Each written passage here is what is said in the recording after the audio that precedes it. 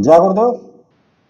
और दोस्तों, आज जो हम बात करेंगे वो एक और ऐसी शक्ति के विषय में बात करेंगे कि जो एक अतृप्त आत्मा ही होती है। यहाँ पर जो मेरा उद्देश्य है वो जानकारी देना है, एक ऐसी शक्ति से आपको परिचित करवाना है।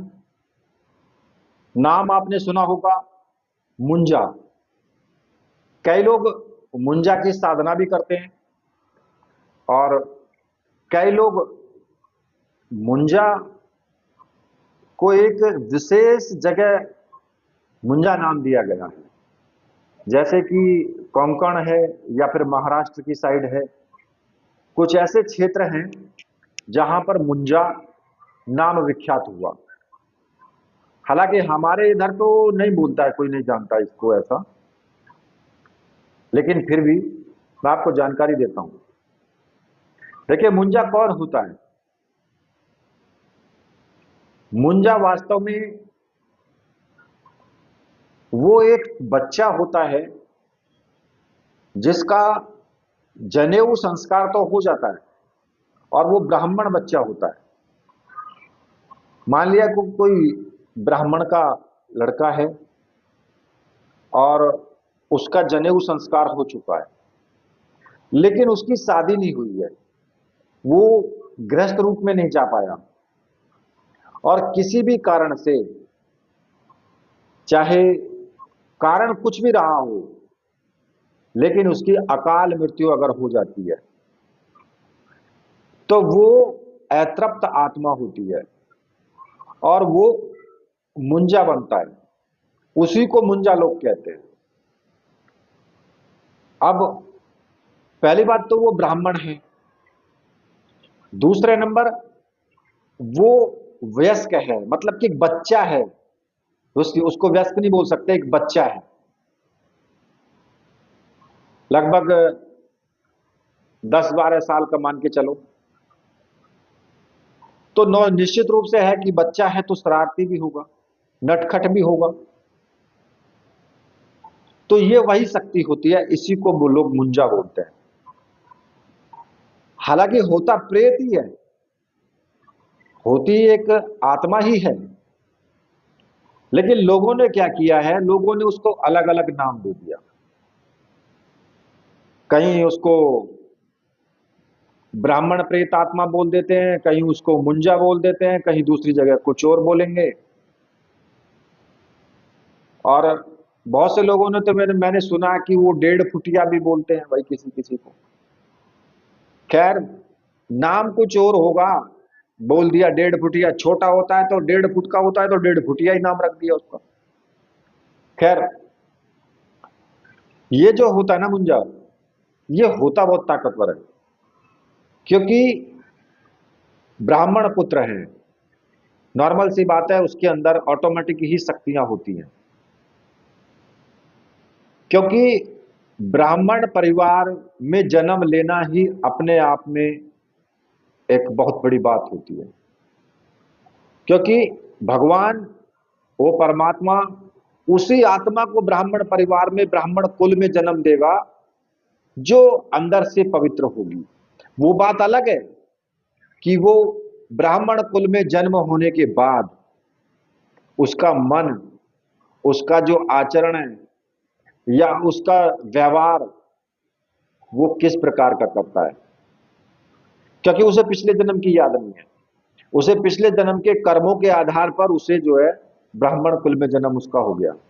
अब यहां पर आकर के फिर उसने अपने कौन से कर्म चालू कर दिए, वो तो उसकी सोसाइटी पर भी निर्भर करता है, उसका खुद का अपना मन होता है। अब बहुत से ब्राह्मण तो ऐसे भी हैं कि भाई शराब भी पिएंगे, मीट भी खाएंगे, सब कुछ करेंगे, वो चोरी भी करेंगे, धोखा भी देंगे, छल भी करेंगे। मतलब कहने का ये सब कुछ उनके अंदर भरा है। कहने को ब्राह्मण है भाई, क्योंकि ब्राह्मण कुल में जन्म लिया है। ये नहीं देखा कि अब इसको, इस जन्म, ये जन्म तो तुम्हें मिल गया, इसके बाद क्या होगा, अगला कौन सा मिलने वाला है फिर, वो देखो। खैर, तो जो ब्राह्मण कुल में जन्म होने के कारण वो विशिष्ट शक्तियों से संपन्न होती है ये शक्ति, और इसीलिए ये छोटा होते हुए भी, और फिर ब्रह्मचारी होता है, लेकिन छोटा होते हुए भी बहुत शक्तिशाली होता है। एक तरीके से आप इसको मान करके चलिए कि ब्रह्म शक्ति है ये, जैसे ब्रह्म राक्षस होता है ना, उसी तरीके से ब्रह्म शक्ति, और बहुत ताकतवर होती है, जल्दी से आसानी से पीछा नहीं छोड़ती है, और साधना भी बहुत खतरनाक होती है। इतनी आसानी से इसकी साधना सिद्ध नहीं होती है। रहने की जगह भाई पीपल का पेड़ है, निर्जन स्थान है, बावड़ी है, कुएं हो गए, खेत खलियान हो गए, वहां इसका रहता है ये।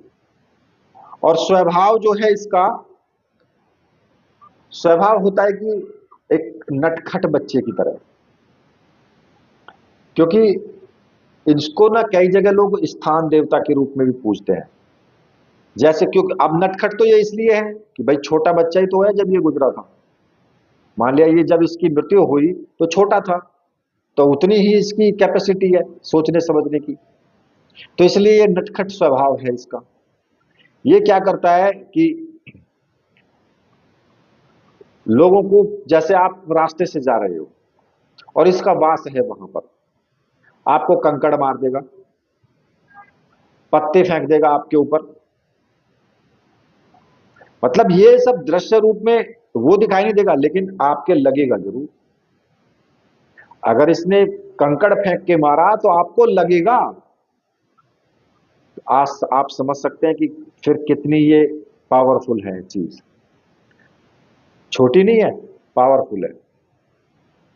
जिसको जी चाहे थोड़ी देर में उलट पुलट कर देगा। तो ये इस तरीके से इसका स्वभाव है, नॉर्मली जो नटखट बच्चों का होता है। अब बात आती है कि भाई ये क्रोधित कब होता है। यदि आप पीपल के पेड़ के नीचे खड़े होकर के आप पेशाब करोगे, या फिर वहां गंदगी फैलाओगे जहां इसका वास है, अगर आप वहां गंदगी फैलाते हो, मलमूत्र का त्याग करते हो, वहां मतलब कि गंदगी से प्रेम नहीं है इसको, गंदगी करने वालों से नफरत है, तो ये क्या काम करेगा, ये आपकी उठापटक चालू कर देगा। हो सकता है वह पटक भी लगा दे आपको एक दो, या कंकड़ पत्थर भी मार दे, और साक्षात रूप में करता है ये सब ऐसा कार्य। तो देखिए इस प्रकार से ये जो है सारी चीजें करता है। अब बात आती है भाई इसकी साधना वगैरह की, तो इतनी आसान तो है नहीं इसकी साधना, मुंजा की साधना, और ना ही कोई लोग इसको देना चाहता है साधना। वो क्यों? क्योंकि ये साधनाएं हमेशा तब की जाती हैं जब गुरु साथ होता है, गुरु कराता है इनको। अकेले कभी भी इस प्रकार की साधनाएं मत करना, वरना उल्टा ये तुम्हें फांस लेगा, ये तुम्हें उल्टा अपना दास बना लेगा।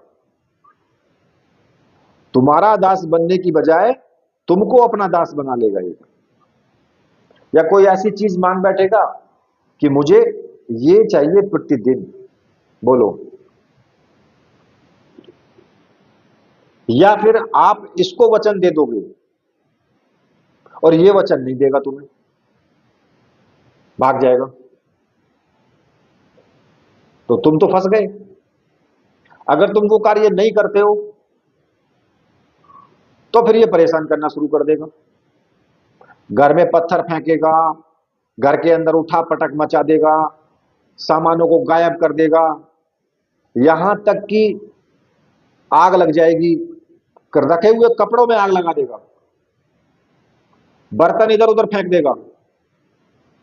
और अक्सर जिनको घरों में ऐसे कार्य होते हैं ना कि घर में आग लग जाना, ऑटोमेटिक कपड़े फूक जाना, या फिर कहीं से पता लगा कि भाई पत्थर आके घर में गिरना, बर्तने अपने आप उठा पटक हो जाना बर्तनों के साथ में, या अभी देखा कि तुमने ये सामान तो यहां रखा था, ये यहां से उठ करके यहां कैसे चला गया। तो ऐसी हरकत करेगा। ऐसी हरकत अगर घर में होती है तो 100% समझ लेना कि इसी प्रकार की शक्ति है जो छोड़ दी गई है तुम्हारे ऊपर। किसी भी व्यक्ति ने, जो तांत्रिक होते हैं, किसी ने छोड़ दी है वो। और देखिए, इनको हटाना तो कोई इतनी बड़ी बात नहीं, हट तो सब जाते हैं। जहां पॉजिटिव एनर्जी शुरू हो जाती है तो वहां ये नकारात्मक शक्तियां चली जाती हैं। जाएंगी कैसे? भाई हनुमान चालीसा का पाठ करो, घर में रक्षा मंत्र का पाठ करो, 1 माला 2 माला जपो, घर में गंगा जल छिड़क दो, थोड़ा पानी रख लो, 1 माला रक्षा मंत्र का जाप किया, फूंक मारी उसमें, पूरे घर में छिड़काव कर दिया। तो रोज करो ऐसा। जैसे आप 11 दिन 21 दिन करोगे सब कुछ समाप्त हो जाएगा। तो कहने का मतलब ये है कि जो बड़ी सत्ता है, जो हाई लेवल की सत्ता पार्टी है, जैसे भैरव हो गया, हनुमान जी हो गए, 10 महाविद्या हो गई, माता दुर्गा है, नरसिंह भगवान है, वहां तो इनकी बिसात नहीं चलती है। वो बहुत हाई लेवल की चीजें हैं, उनके सामने तो ये भागते हुए सब नजर आते हैं। तो कहने का मतलब ये है कि मैंने जो आपको ये सब चीजें बताई हैं, थोड़ा जानकारी के लिए मैंने आपको आज वीडियो के माध्यम से बताई है। बाकी साधना इनकी देना ना देना, वो मैं नहीं समझता हूं कि ज्यादा अच्छा होगा। क्योंकि अगर आप इनकी साधना करते हैं ना, तो आप को भी इन्हीं के उसमें जाना पड़ेगा ही पड़ेगा। कुछ दिन तो वास करना ही पड़ जाएगा मरने के बाद। क्यों? क्योंकि 100% नकारात्मक शक्तियां हैं, और नकारात्मक शक्ति की आप साधना करते हो तो 100% आपके अंदर भी नकारात्मकता आएगी। जब नकारात्मकता आएगी तो आप गलत कार्य करोगे, किसी से पैसे लेकर के किसी के ऊपर छोड़ दोगे, किसी व्यक्ति को मार दोगे, किसी का घर बसा बसाया उजाड़ दोगे। तो वो सबसे बड़ी सत्ता ना वो ऊपर बैठी है, उससे बड़ी सत्ता कोई नहीं है। वो क्या करेगा? तुमको भी तो कर्मों का फल देगा ना, बच तो नहीं पाओगे, अब चाहे कभी भी मिले। तो इसलिए आपको उन कर्मों का हिसाब देने के लिए इनकी शरण में जाना पड़ेगा, प्रेत बनकर के भटकना पड़ेगा। अक्सर लोग जीवन में खुश होते हैं कि अरे तूने तो बड़ी बड़ी शक्तियां प्राप्त कर ली, तेरे सामने कौन है, मैं जी चाहूं अभी 5 मिनट में इसको एक पटक लगवा दूंगा, अभी इसको जो है बीमार कर दूंगा, अभी ये कर दूंगा, अभी वो कर दूंगा। ये सिर्फ एक माया है, भ्रम है, और ये हमारा अहंकार है जो अंदर से बोलता है। और अहंकार, समझ लेना, अहंकार भगवान का भोजन है। भगवान अहंकार को खत्म कर देता, खा जाता है भगवान। अहंकार को ही सबसे पहले नष्ट करता है।